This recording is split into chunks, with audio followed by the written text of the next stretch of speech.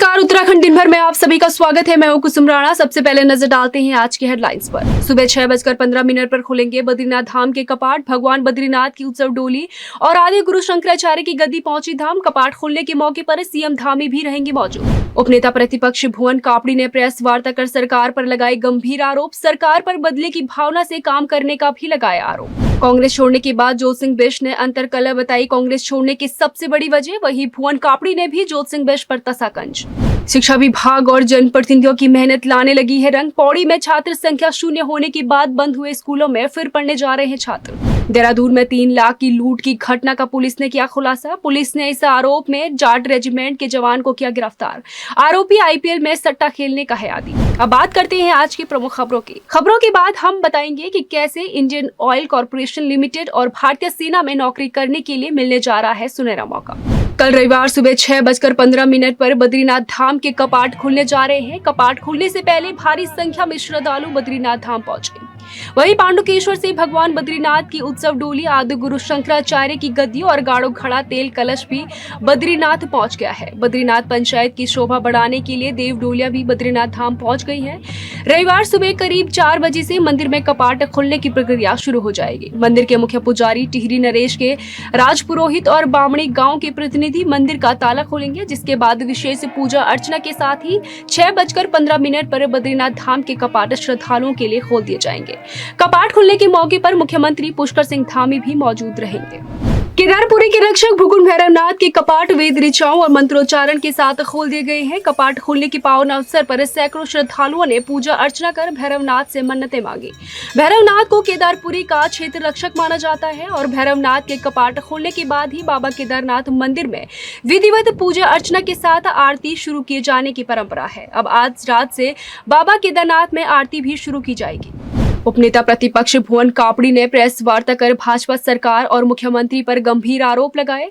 भुवन कापड़ी ने आरोप लगाया कि कोविड काल में ड्यूटी देने वाले मेडिकल स्टाफ को एक तरफ तो सरकार ने कोविड वॉरियर का दर्जा देकर सम्मानित किया, वहीं दूसरी तरफ कोविड काल समाप्त होते ही उनको कार्य मुक्त कर दिया है। साथ ही विरोध करने पर उन पर लाठीचार्ज भी की गई, जिसमें कई लोगों पर चोटें भी आई। उन्होंने सरकार पर उद्योगपतियों को फायदा पहुंचाने का भी लगाया आरोप। यही नहीं, भुवन कापड़ी ने मुख्यमंत्री पर बदले की भावना से काम करने का भी लगाया आरोप। देखिए, भारतीय जनता पार्टी की सरकार जो अपने प्रचार में खर्चा करती है, आपने देखा होगा मुख्यमंत्री ने 6 महीने में 80 करोड़ के विज्ञापन, 20 करोड़ के होर्डिंग, उसके अलावा इलेक्ट्रॉनिक मीडिया में अगर लगाएंगे तो 150-200 करोड़ रुपया खर्च किया। उस पैसे को महंगाई बढ़ाकर वसूल कर रहे हैं आम जनता से। तो इस चुनाव से पहले जो आचार संहिता से पहले जो चुनावी खर्चा इन्होंने सरकार का किया है, उसको वसूलने के लिए महंगाई बढ़ाकर लोगों से पैसा वसूल रहे हैं। ये इनका चरित्र है कि अपना मौज करो, जनता मरती रहे, इन्हें कोई मतलब नहीं। कांग्रेस पार्टी के उपाध्यक्ष और वरिष्ठ नेता जोत सिंह बिष्ट ने आखिरकार आम आदमी पार्टी का दामन थाम लिया है। आज आप पार्टी के प्रदेश कार्यालय में उनका स्वागत किया गया। आप पार्टी ज्वाइन करने के बाद जोत सिंह बिष्ट ने कहा कि कांग्रेस छोड़ने की सबसे बड़ी वजह पार्टी में अंतरकलह है।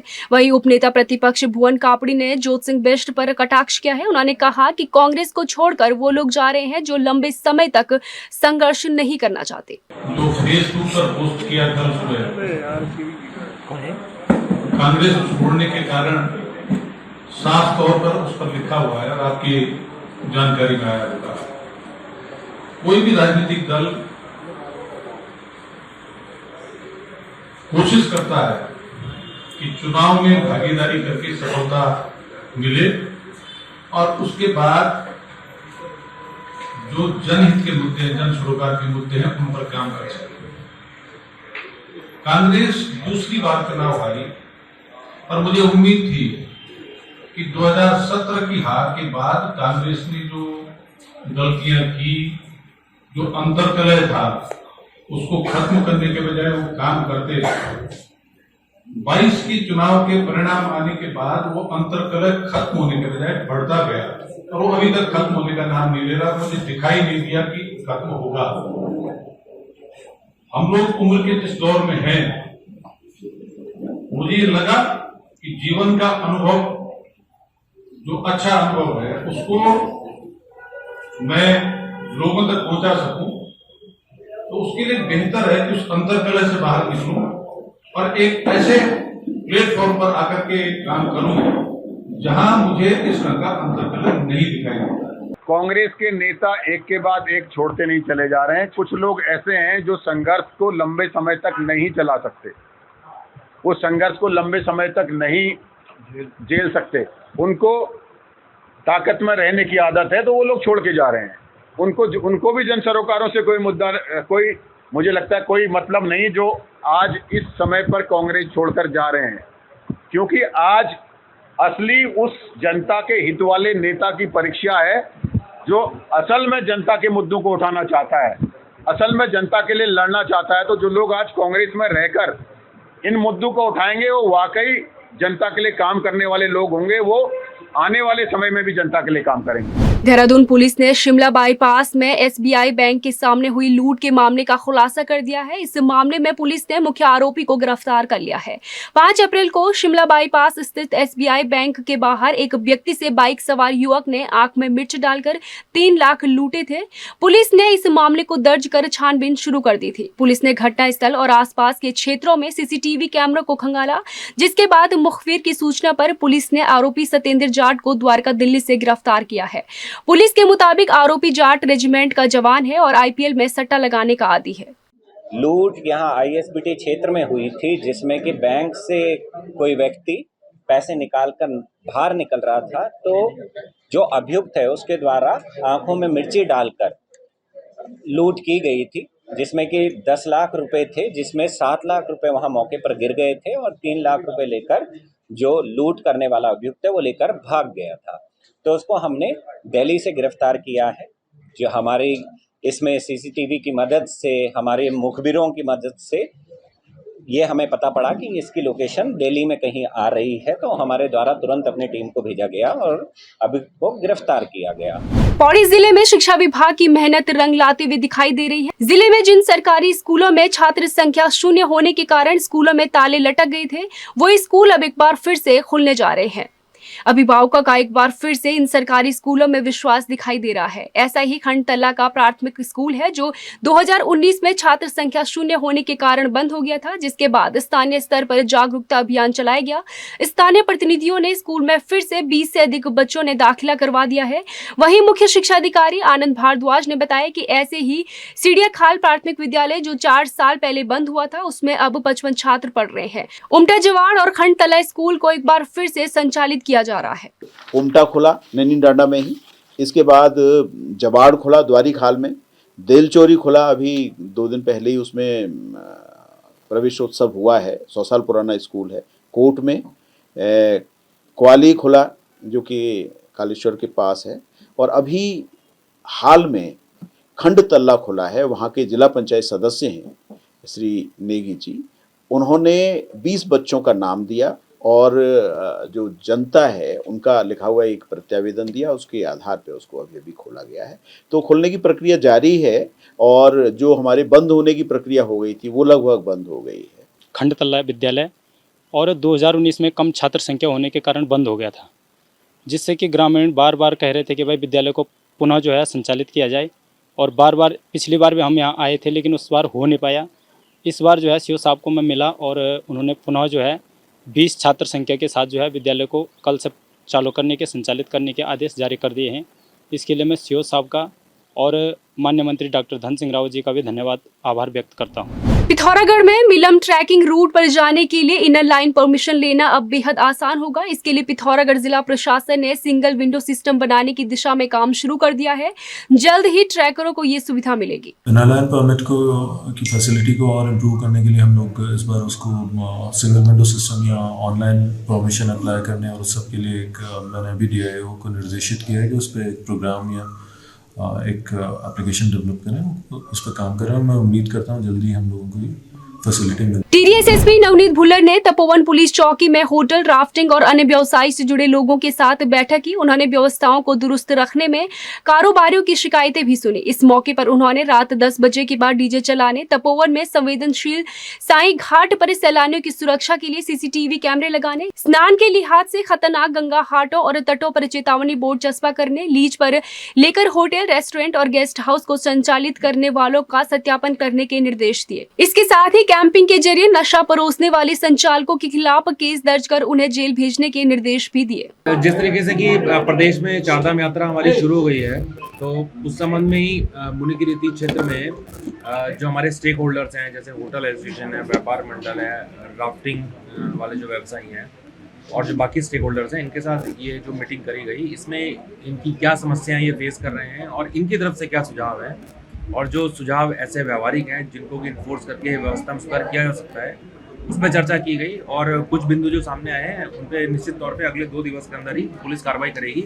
जो मुख्य समस्या इनके द्वारा ट्रैफिक की बताई गई, ट्रैफिक के अलावा म्यूज़िक की समस्या है, और उसमें 10 बजे से पहले भी कुछ लोग छतों पे अपना म्यूज़िक चलाते हैं, और वेरिफिकेशन के लिए बताया गया, कुछ लोगों द्वारा मांग की गई। और कुछ जो साइनेज की इनके द्वारा डिमांड की गई कि घाटों पे कुछ साइनेज होने चाहिए जहाँ पे रिस्की है नहाना, तो वो सारे इनके सुझाव लिए गए हैं और अगले 2 दिन के अंदर हम इसमें कार्रवाई प्रॉपर तरीके से शुरू कर रहे हैं। पौड़ी जिले में वनाग्नि की घटनाओं का सीधा असर अब उद्यान और बागवानी के क्षेत्र पर पड़ रहा है। यहाँ काश्तकारों की मेहनत वनाग्नि में जलकर खाक हो रही है। जंगल में लगी आग से कई फलों के पौध के साथ जड़ी बूटी और औषधियों के पौधों को भारी नुकसान हो रहा है।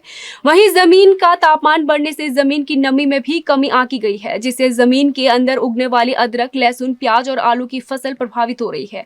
पौड़ी जिले की 30 से 35% उद्यान वनाग्नि की भेंट चढ़ गए हैं। उद्यान विभाग ने भी काश्तकारों को हुए नुकसान का आकलन कर अपनी रिपोर्ट शासन को भेज दी है। फॉरेस्ट फायर से लगभग 30 से 35% जो हमारे उद्यानीकरण का क्षेत्र प्रभावित हुआ है।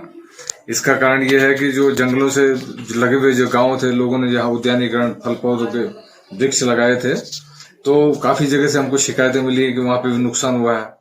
और इसके साथ साथ जो है जो मॉइस्चर कम हुआ है आग लगने से, उससे ऑर्गेनिक फसलों को, जैसे सब्जियों की फसलों को नुकसान हुआ है और मसालों की फसलों को नुकसान हुआ है। जो फलों में फ्रूट फॉर्मेशन था वो प्रभावित हुआ है। फल बनने की जो प्रक्रिया होती है उसके लिए पानी की काफी आवश्यकता होती है, तो पानी ऑटोमेटिक जब पानी की मात्रा कम हो गई तो फलों का विकास जो है अच्छी तरह नहीं हो पाता है। और हमने इसकी शायद वो शासन से रिपोर्ट मांगी गई थी, वो भी जो है शासन को भेज दी है कि हमारा 30 से 35% जो है ऑर्गेनिक फसलें जो है इससे प्रभावित हुई हैं। पिथौरागढ़ पुलिस द्वारा चलाए जा रहे इवनिंग स्टाम अभियान के तहत सार्वजनिक स्थल पर शराब पीकर हुड़दंग मचाने, प्रदूषण फैलाने, शराब पीकर वाहन चलाने और यातायात नियमों का उल्लंघन करने वाले लोगों के खिलाफ लगातार कार्रवाई की जा रही है। पुलिस द्वारा पिथौरागढ़ नगर में अन्य जगहों से आए लोगों का सत्यापन अभियान भी जोर शोर से चलाया जा रहा है। बिना सत्यापन के रहने वाले लोगों और मकान मालिक का चालान भी कराया जा रहा है। पिथौरागढ़ पुलिस के द्वारा 2 मुख्य तौर से अभी अभियान चलाए जा रहे हैं, जिसमें ऑपरेशन मर्यादा एक अभियान हमारे पुलिस के द्वारा चलाया जा रहा है, जिसके अंतर्गत जितने भी हमारे टूरिस्ट प्लेसेस हैं, पिकनिक स्पॉट्स हैं और धार्मिक स्थल हैं, वहाँ पर यदि कोई शराब का सेवन करते हुए या फिर कोई किसी भी प्रकार की न्यूसेंस अगर करता है तो उनके विरुद्ध कार्रवाई की जा रही है। इसमें प्रतिदिन 100 से ज़्यादा लोगों के विरुद्ध कार्रवाई की जा रही है। दूसरा, पुलिस के द्वारा सत्यापन अभियान अभी 10 दिवस का चलाया गया था, जिसके अंतर्गत जितने भी बाहरी क्षेत्रों से जो लोग आए हैं, जो बिना सत्यापन हुए यहाँ पे कार्य कर रहे हैं, उनका सत्यापन करवाया गया है। इसमें कई लोगों के चालान भी हुए हैं और उनका जो है वेरिफिकेशन भी पुलिस के द्वारा करवाया गया है। देहरादून शहर में हाल ही में हुई चेन स्नैचिंग की घटनाओं में 2 आरोपियों को गिरफ्तार किया गया है। इन दोनों पर घटना को अंजाम देने वाले आरोपियों की मदद करने का आरोप है। ये दोनों आरोपी घटना स्थल के आसपास रेकी करते थे और आरोपियों को जानकारी देते थे। सीसीटीवी फुटेज में भी ये दोनों घटना स्थलों को आसपास दिखाई दिए हैं। ये दोनों आरोपी आपस में रिश्तेदार भी हैं।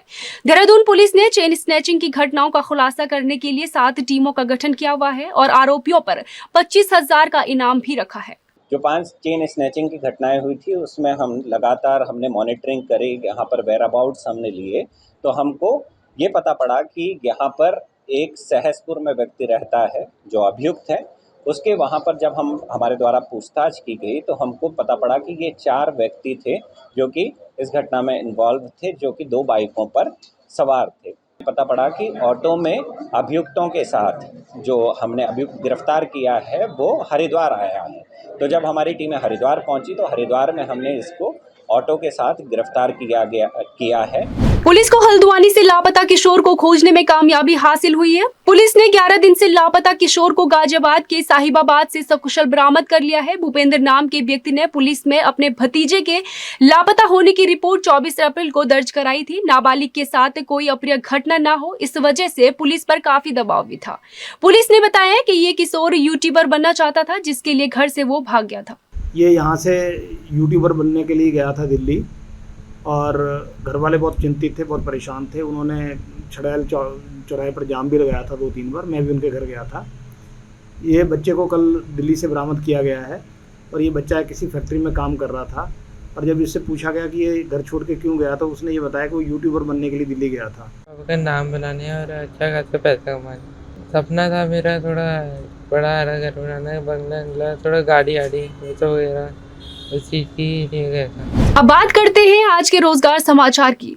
इंडियन ऑयल कॉर्पोरेशन लिमिटेड ने जूनियर इंजीनियरिंग असिस्टेंट के पद पर भर्ती के लिए आवेदन मांगे हैं। इन पदों पर ऑनलाइन आवेदन की प्रक्रिया आज से शुरू हो रही है। आवेदन करने की अंतिम तिथि 28 मई 2022 रखी गई है। इच्छुक और योग्य उम्मीदवार की इंडियन ऑयल कॉर्पोरेशन लिमिटेड आधिकारिक वेबसाइट में जाकर अपना रजिस्ट्रेशन करा सकते हैं। भारतीय सेना के नर्सिंग कोर में नौकरी के इच्छुक महिला उम्मीदवारों के लिए ये काम की खबर है। सैन्य नर्सिंग सेवा 2022 के लिए भारतीय सेना द्वारा अधिसूचना जारी कर दी गई है। आवेदन के इच्छुक उम्मीदवार 11 मई से आवेदन कर सकते हैं। वहीं भारतीय थल सेना द्वारा जनवरी 2023 में शुरू होने वाली तकनीकी स्नातक कोर्स TGC 136 के लिए विज्ञापन जारी कर दिया गया है। इंडियन आर्मी द्वारा जारी नोटिस के अनुसार TCG 136 के लिए ऑनलाइन आवेदन की प्रक्रिया 11 मई 2022 से शुरू होगा, और आवेदन के इच्छुक व योग्य उम्मीदवार 9 जून 2022 तक अपनी एप्लीकेशन सबमिट कर सकेंगे। यदि आप उत्तराखंड राज्य से हैं और अपने क्षेत्र की कोई भी खबर प्रसारित करना चाहते हैं, तो हमें वो खबर, उससे संबंधित वीडियो अथवा फोटो हमारे व्हाट्सएप नंबर 9045017701 पर भेज दीजिए। हम आपकी खबर आपके नाम के साथ अवश्य प्रसारित करेंगे। धन्यवाद।